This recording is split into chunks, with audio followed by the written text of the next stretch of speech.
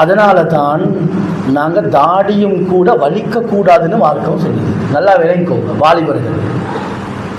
மார்க்கம் ஏன் தாடியை வலிக்கவான்னு சொல்லுது தெரியுமா?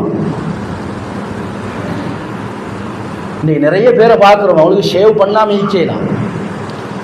கண்ணியமானவர்களே, மார்க்க அறிஞர்களுடைய 4 மதுஹபுகளுடைய இமாம்களுடைய கருத்து, தாடிய வலிக்கிறது கூடாது, ஹராம். எந்த விதிவிலக்கும் இல்லை, வித்தியாசமும் இல்லை, கூடாது. தாடிய வலிக்கிறான்ற எந்த காரணமும் இல்லாம சுத்த ஹராம், ஒரு ஹராமான வேலையை செய்யறாரு.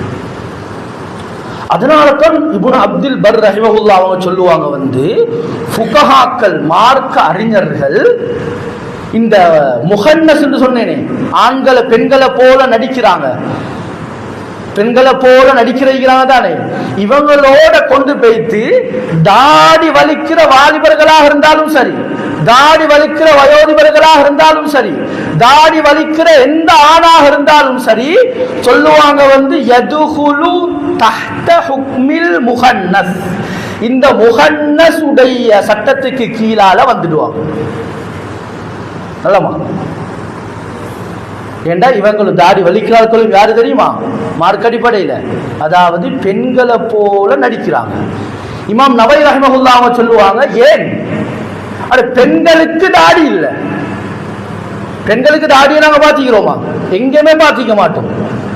அதே போல ஆண்களுக்கும் பெண்களுக்கும் எல்லாம் வித்தியாசத்தை வச்சு படைச்சிருக்கிறாங்க.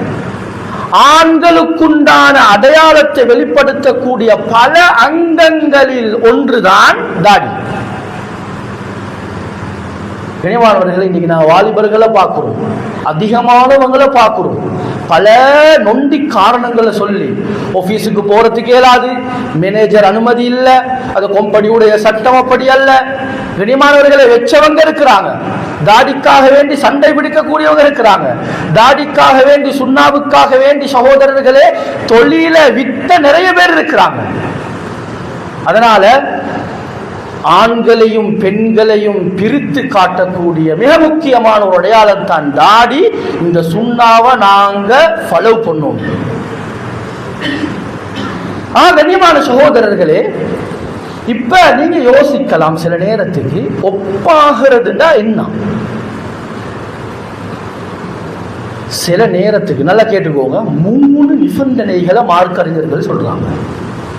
எப்படின்னா, முதலாவது நிபந்தனை என்ன தெரியுமா? ஒருத்தர் இன்னத்தொருக்கு ஒப்பாகிறதாக இருந்தா, அதாவது பெண்கள் ஆண்களுக்கு ஒப்பாகிறதாக இருந்தா, அல்லது பெண்கள்